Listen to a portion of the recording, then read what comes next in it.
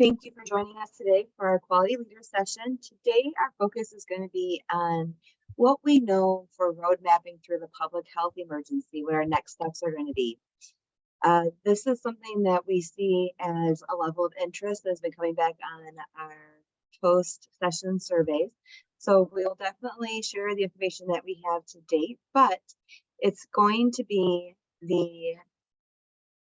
we anticipate that we're going to have more information coming forward in the next several weeks, giving us more guidance and direction. So if nothing else, we'll be able to add to our toolbox and have some resources available for us and talk about the next steps. As always, we start off with just taking a look to see what's happening.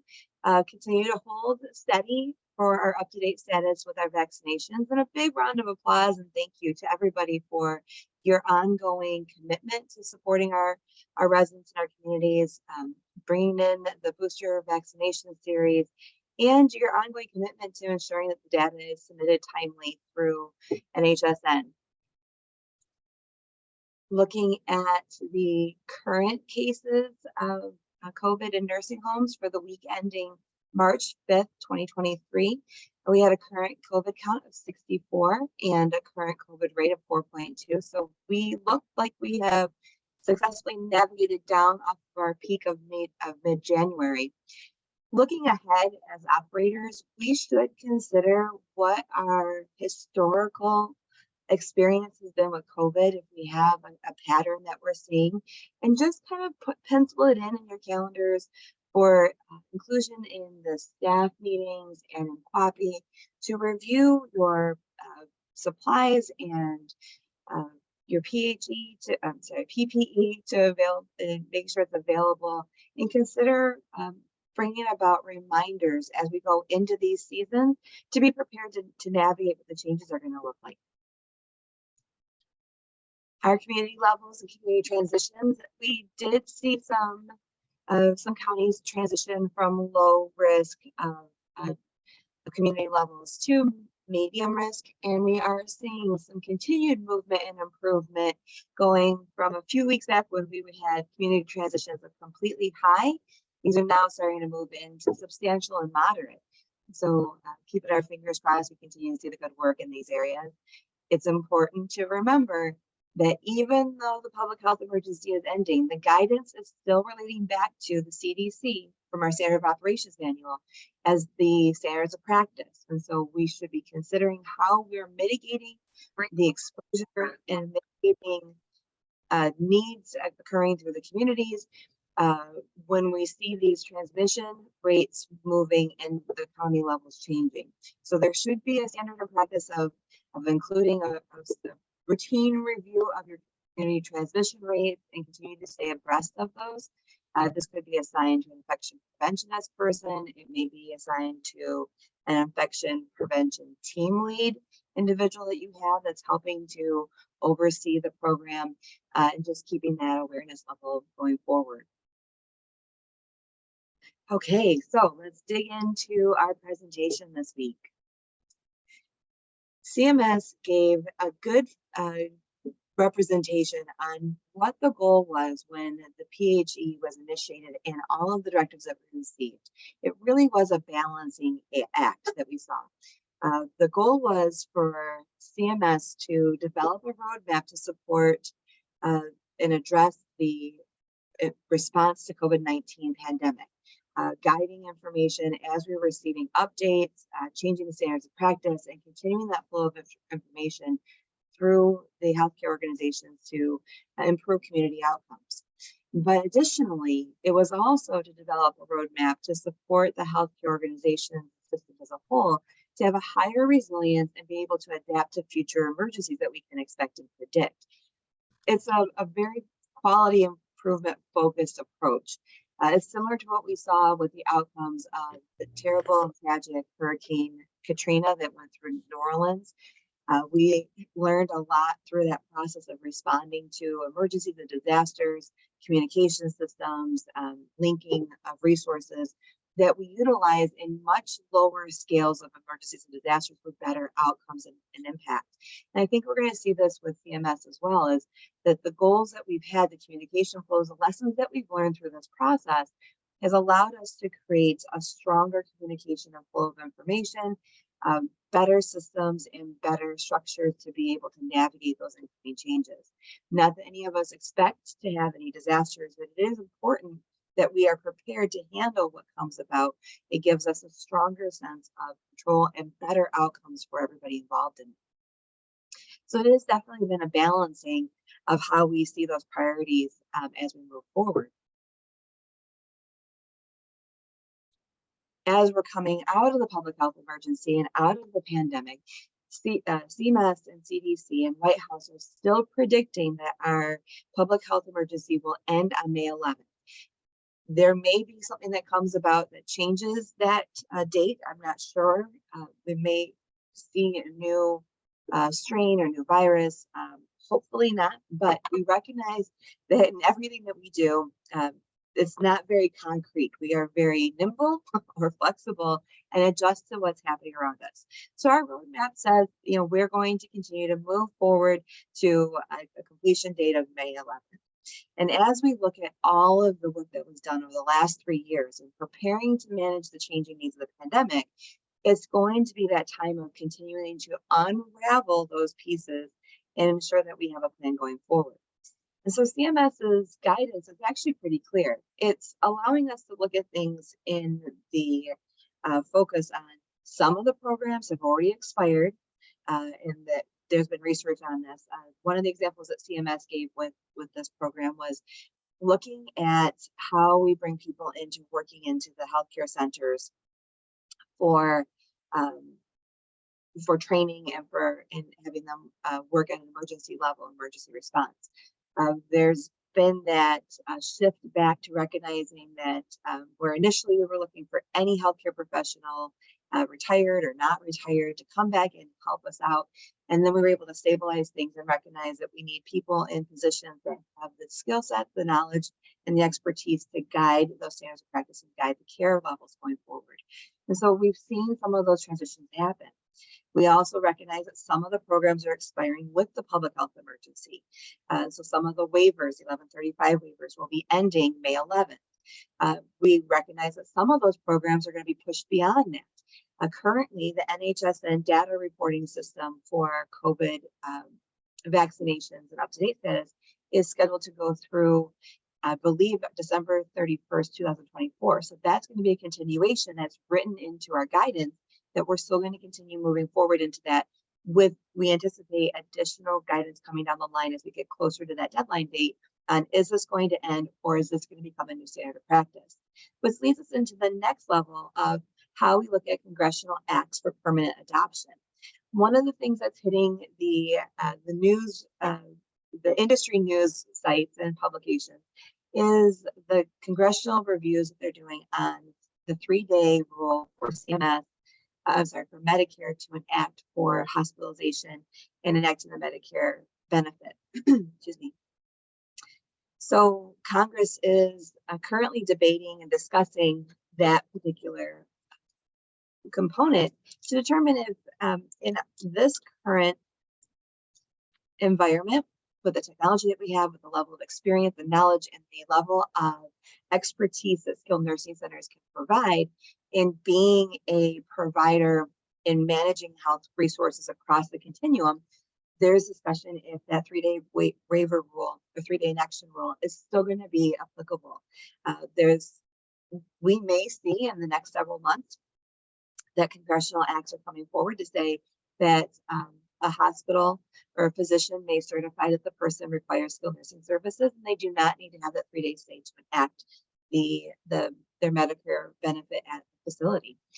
So as we look ahead, we recognize that a lot of this will be changing, and we'll continue to get guidance on how this looks.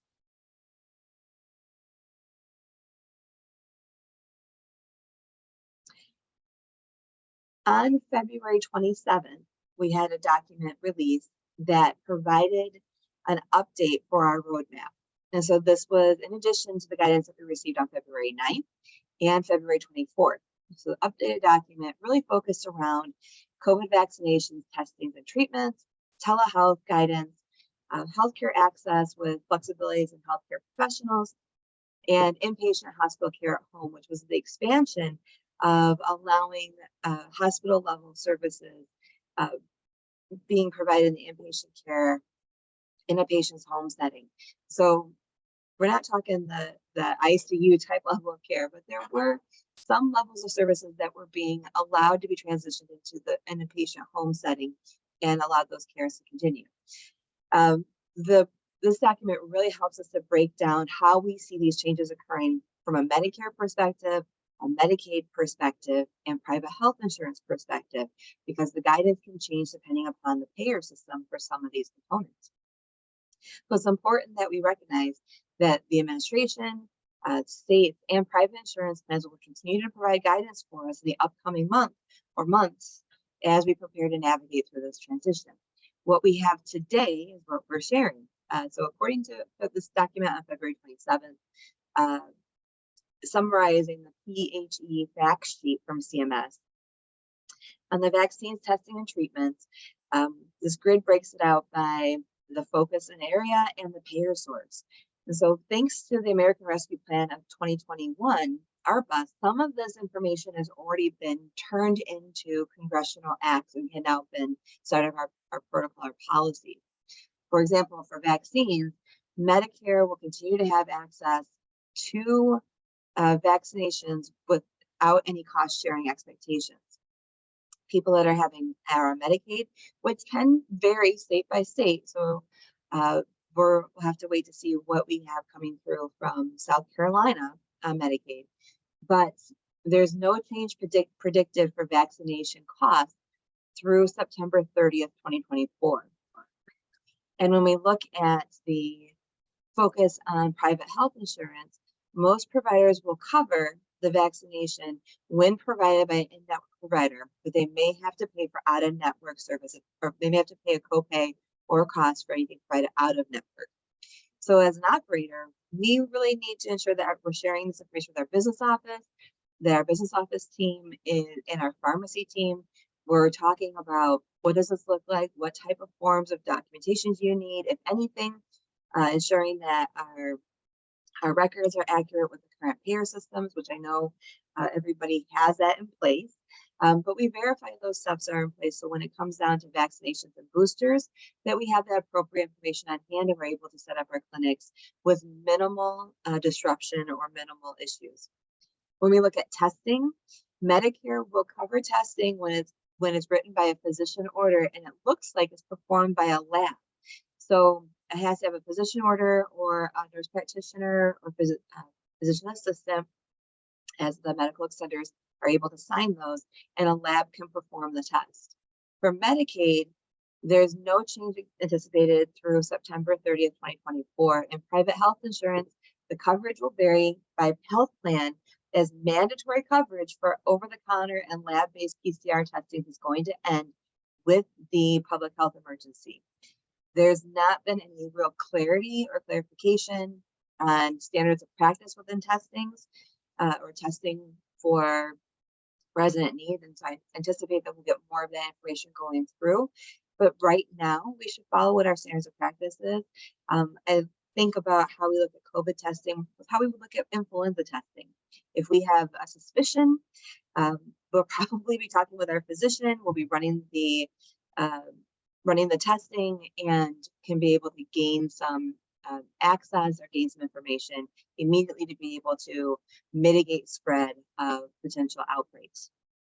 So another component we want to just review with our teams includes pharmacy, include any type of counsel that you have for your organizations, include your medical director, and talk through some of these pieces with more information to come on this, certain. For treatments perspective with Medicare, and this is specifically looking at how we treat COVID. So think about the use of Paxlovid or some of the IV antibiotics or antivirals. For a treatment, there's no change in cost from a Medicare perspective. In situations where cost sharing and deductibles had applied previously, that will continue past the public health emergency. In Medicaid, no change is expected until September 30th, 2024. And private health insurance, there's no change where cost sharing deductibles had applied previously will continue to apply after May 11th. On telehealth, this was run through and supported by the Consolidated Appropriation Act of 2023. And we saw that there was a great use of telehealth being able to be incorporated within our organizations during the pandemic and through the pandemic. But that's also been able to help to adjust for any type of, or not any type of, some of the staffing challenges that we may see in underserved areas. Telehealth has really come in to support us in a lot of those aspects. So we recognize that those flexibilities have improved patient outcomes and patient access that we may not have had previously. The current roadmap indicates that many of these telehealth flexibilities are going to continue through December 31st, 2024. And again, you can almost sing along with me at this point that this is subject to change. We'll get more information on this as we move through these transitions. We recognize that, or CMS recognizes that people with Medicare can access telehealth services in any geographic area rather than just those people in rural areas, and that we've seen a great support and great opportunity. And that people that have Medicare are able to stay in their homes for telehealth visits that Medicare pays for rather than traveling to a healthcare facility. So it's had a reduction in cost of services and impact on patient care, as well as improving that accessibility to services that we may have seen limited because of transportation issues or inability, mobility issues in the home-based settings.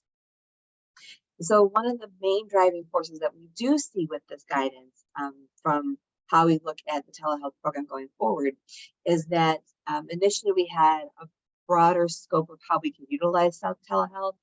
And now we're seeing it where we're going to see more guidance giving us on how we incorporate telehealth from an audio only versus using audio and video, such as smartphones and computers. So there's going to be some guidance on when we should be incorporating these various components into the telehealth service lines.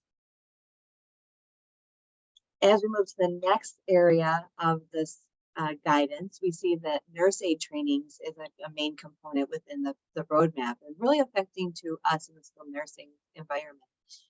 Initially, we saw that waivers were implemented to assist in allowing nurse aides to work for longer than 4 months without completing their training or getting their certifications, sitting for their test. That waiver completed in 2022. But we've seen that there's been barriers with certifications, people not being able to get into tests timely, not enough testing stations available, problems that we have with access to staff. So organizations were permitted to get a time-limited waiver to help facilities retain staff while they're continuing to seek training and certification in this program. It's important that we recognize CMS has identified that individuals that do not have the training as a certified nursing assistant in our settings of care can result in poor outcomes or negative outcomes on our residents. And so the increased presence of pressure ulcers or increase in or decrease in ADL activities or limited mobility, seeing those declines on our quality measures. So CMS is really focusing on assisting organizations to refocus our attention on how we can get training set up for our nursing assistants so they're prepared to manage the needs of the level of care for people in our communities, but they're also going to be able to meet the regulatory requirement of being that certification, that licensing. So the nurse aid training emergency waivers for the states and facilities will end with the public health emergency. At that time, facilities will have 4 months to have all nurse aides who have been hired prior to the end of the PHE complete a state-approved testing site and certification. So this is an opportunity to, from a QAPI perspective, to review with HR, take a look to see how your program is in place, look to see how your what your hiring practices look like, how are you lining people into training programs, certification programs, ensuring that you have a tracking system to ensure that at 4 months that person is no longer working in that capacity. If they had that extension from taking their class, passing their class to before that 4 month time of passing a test. So think about that. And from a staffing perspective, it's an opportunity for us to also engage with our teams on how we can make this part of a celebration, recognizing career growth and career progress, how we have people that may be nurse aides in training or show an interest in this area that are now going through their certification process and rewarding them and recognizing that big achievement for them, having maybe including this as part of your monthly meetings and having a celebration, not just for birthdays and anniversaries, but those people that have obtained their certifications and celebrating that. So I think we can, not just meet the regulatory standards, but also take this to the level of bridging it into a conversation on employee and culture development and employee centeredness. We also recognize that after the public health emergency ends on May 11th, nurse aides will continue to have up to 4 months after passing their class to sit for a state certification exam.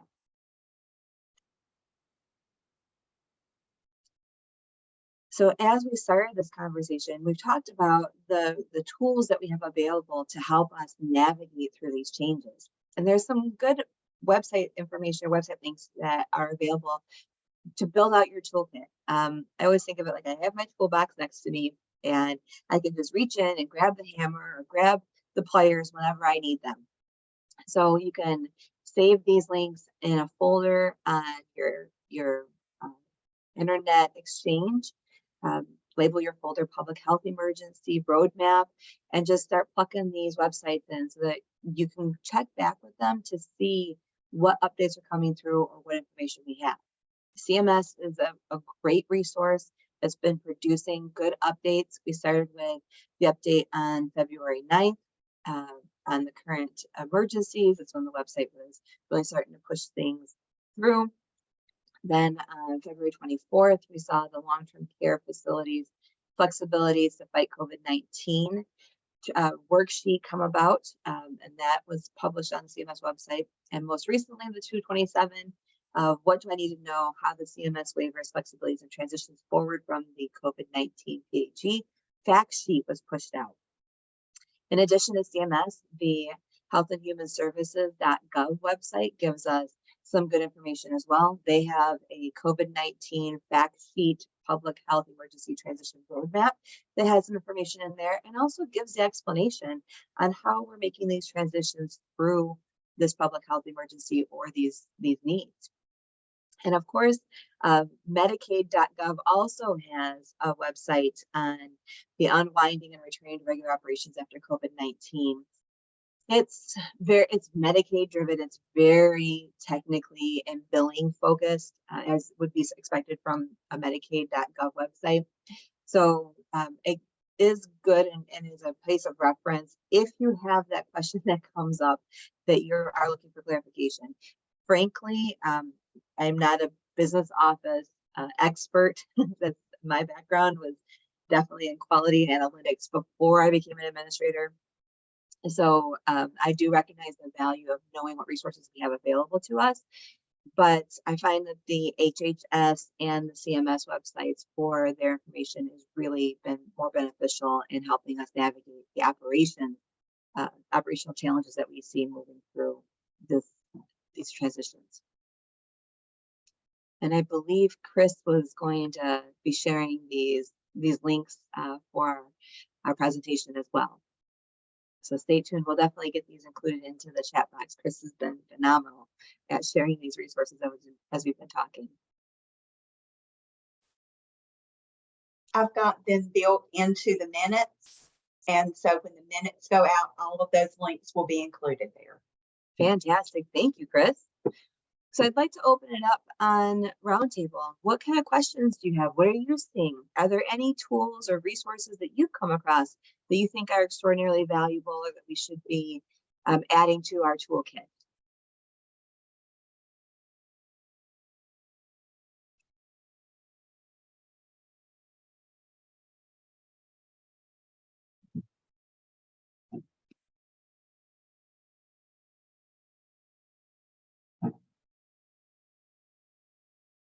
I know that it can be difficult trying to stay abreast of what those changing guidance is and the changing information. There's some wonderful resources that are available through some of our standard publications. We have McKnight's that's really good about giving summaries. Skilled Nursing News is also another good resource.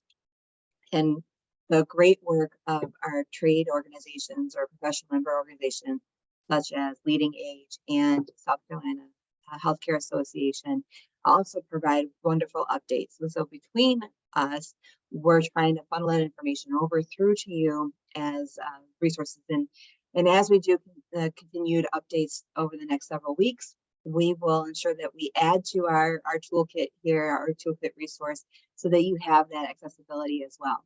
If you do come across a really good resource or something that we should consider, please share it away. We would love to be able to include that into that toolkit so that we can all benefit from it. I did also want to bring out a resource that's recently published on the HQuinn Resource Center that I think is valuable for many of us. So we recognize that COVID is becoming that standard of practice of how we're going to respond to infections and infection prevention activities in our communities. And with that, we heard DHIC regulatory enforcement last month remind us that we have to look at the standard of practice and determine how we're going to implement different PHE based upon what we see.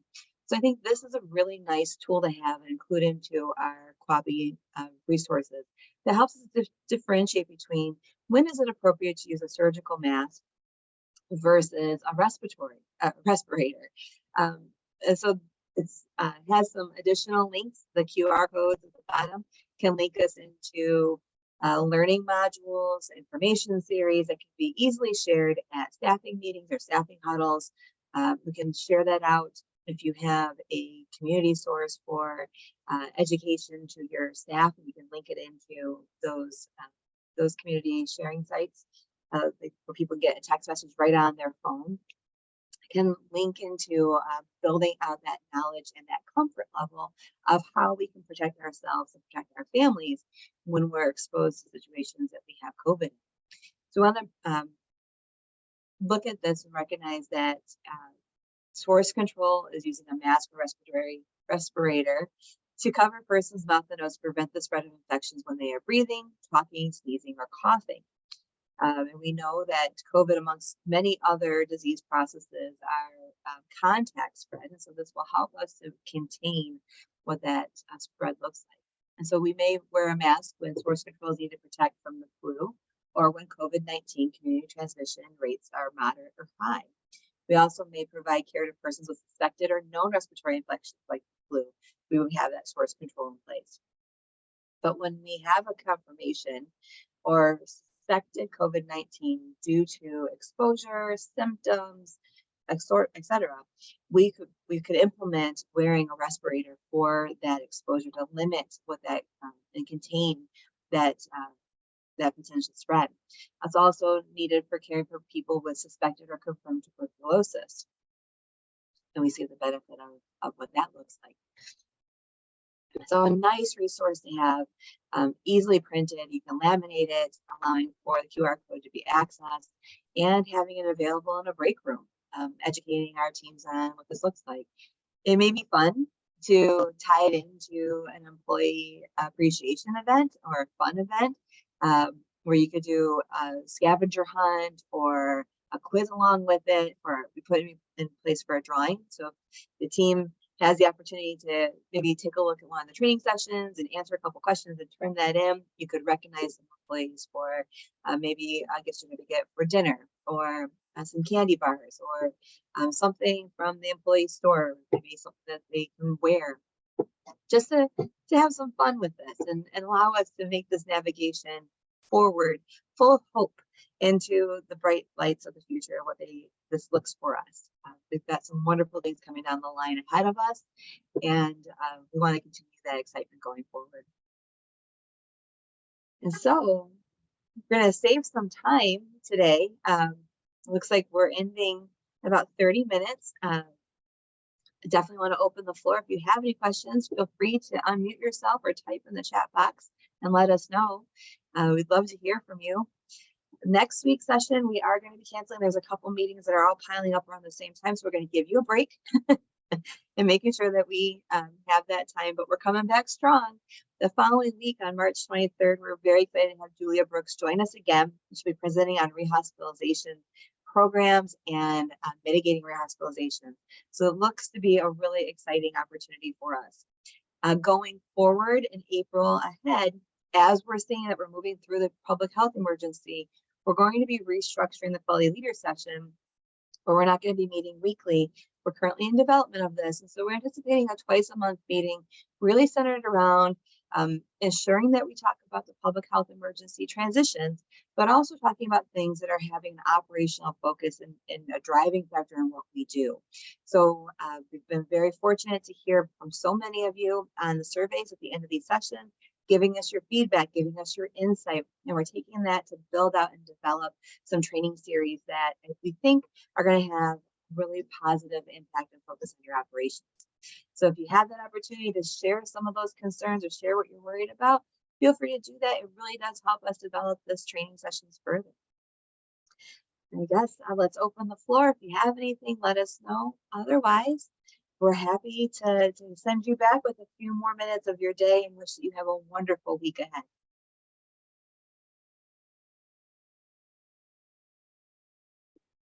Chris, are we seeing anything in the chat? The chat has been very quiet. Some people said thank you very much. It was very informative. And I want to remind everyone to please check. If you haven't put your name in there and we haven't, met you before, please tell us who you are and where you're from.